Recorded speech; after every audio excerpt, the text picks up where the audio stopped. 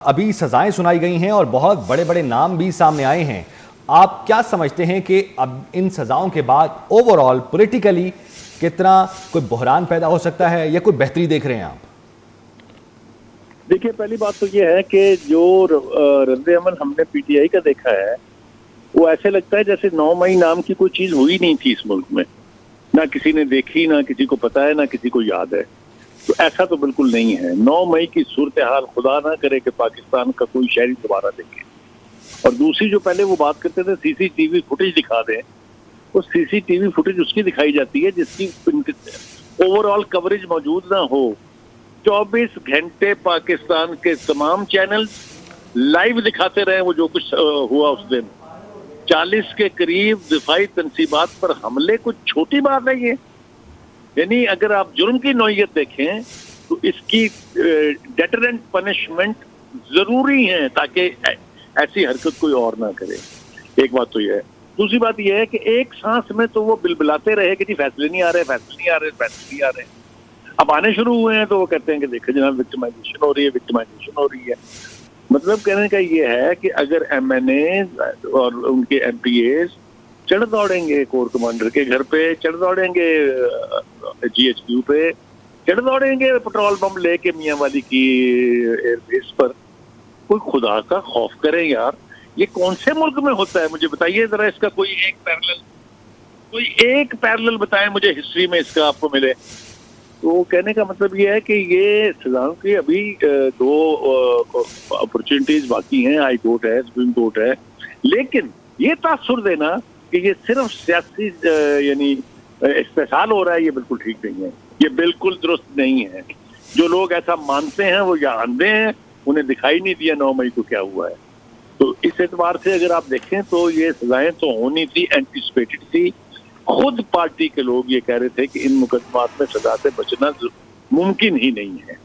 तो एक एतबार से अगर आप देखें कि अगर इसका डेटरेंट पहलू है कि आइंदा इस नौयत तक कोई ना पहुंचे, उस एतबार से तो ये सजाएं जस्टिफाइड है। दूसरी बात यह है कि लीडरशिप की तरफ से जिस किस्म का तासुर दिया जा रहा है, पहले उन्होंने असम्बलियां तोड़ के देख लिया हुआ है, उनको जो नतीजा उसका मिला है वो भुगत चुके हैं। अब अगर वो समझो से बाइकआउट करना चाहते हैं तो करें, कोई आदमी उनको रोकने नहीं जा रहा है।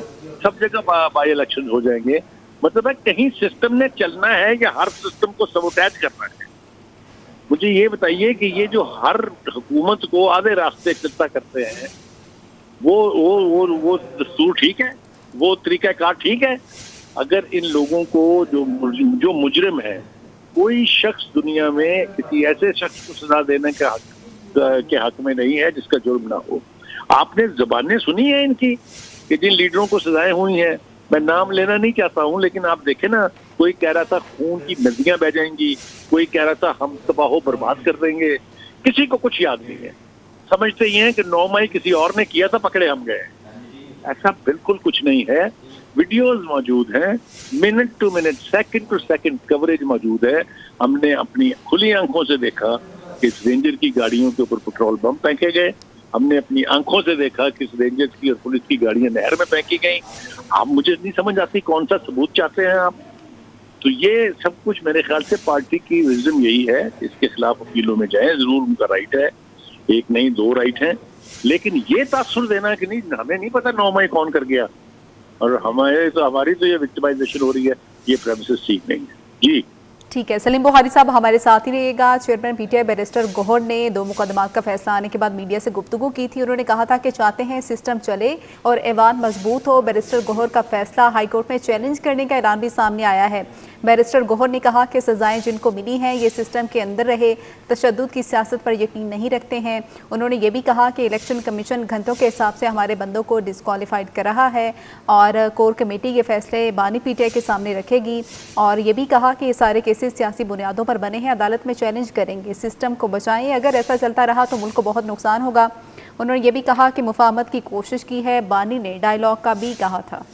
अच्छा सर, ये फरमाइएगा कि जिस तरह से अभी बैरिस्टर गौहर ने मीडिया से गुफ्तगू की, तो उस पर उन्होंने जो इंदिया दिया है कि हम बाइकआउट का भी सोच सकते हैं, इस्तीफों का भी आप अभी ये जिक्र भी कर रहे थे, तो आप क्या समझते हैं कि अभी एक्सपेक्टेशन क्या की जा सकती हैं उनसे कि अगर इस्तीफे देते हैं तो कितनी बड़ी प्रॉब्लम क्रिएट हो सकती है, या ये कोई बड़ी बात नहीं होगी?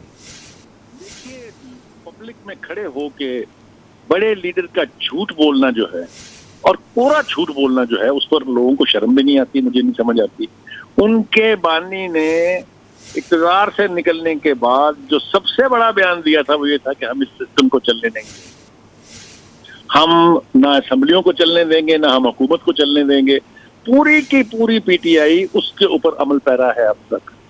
इन पूरे 2 सालों में उन्होंने सवाए इस्लामाबाद और लाहौर पर चढ़ाइयों के अलावा, सवाए प्रेस कॉन्फ्रेंस कर करके तबर्राबाजी करने के अलावा कुछ और किया हो तो मुझे जल्दी से बता दें। वो एक सूबे का चीफ मिनिस्टर है, वो हर दफा लॉन्ग मार्च की और चढ़ाई करने की क़यादत करने के लिए आ जाते हैं, कोई पूछने वाला नहीं है उनको। मतलब कहने का ये है कि वो तो कह चुके हैं कि हम सिस्टम चलने नहीं देंगे, वो कैसे कह सकते हैं कि हम चाहते हैं कि सिस्टम बाकी रहे। और दूसरी बात ये है कि सियासी केसेस, इसका मतलब ये हुआ कि मैं जब चाहूं GHQ पे चढ़ दौड़ूं, उसको आग लगा दूं और बाद में कहूं कि ये तो मुझ पर सियासी मुकदमा है, कुछ तरीका है कार है। यही तो बात वो कर रहे थे बैरिस्टर गौहर साहब। उन्होंने कहा कि सिस्टम ऐसे चलाना है तो नहीं चलेगा, आपको मुबारक हो। तो फिर इस बात का मतलब क्या होगा? देखिए, इस बात का कोई मतलब नहीं है सिवाय इसके कि इसमें एक धमकी पोशीदा है। धमकियां देने की पीटीआई आती है, आपको भी पता है, मुझे भी पता है।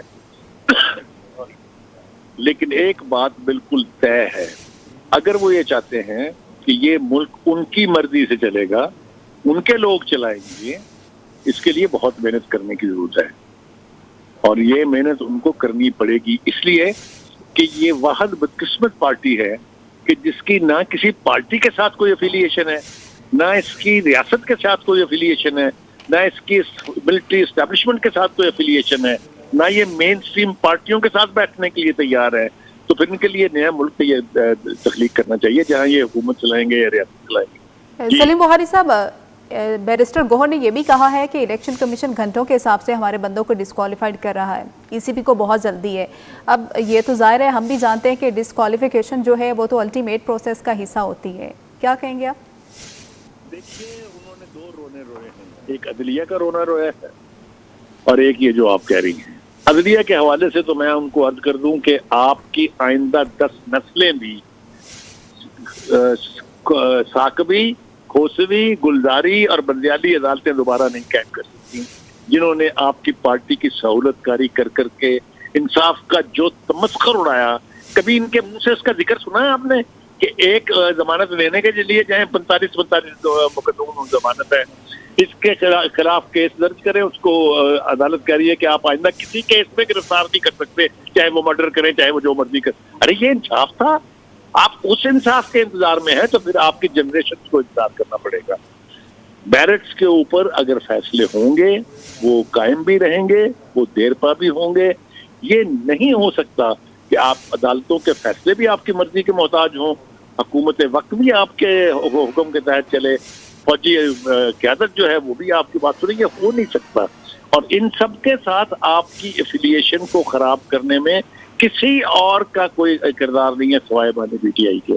ठीक है सर।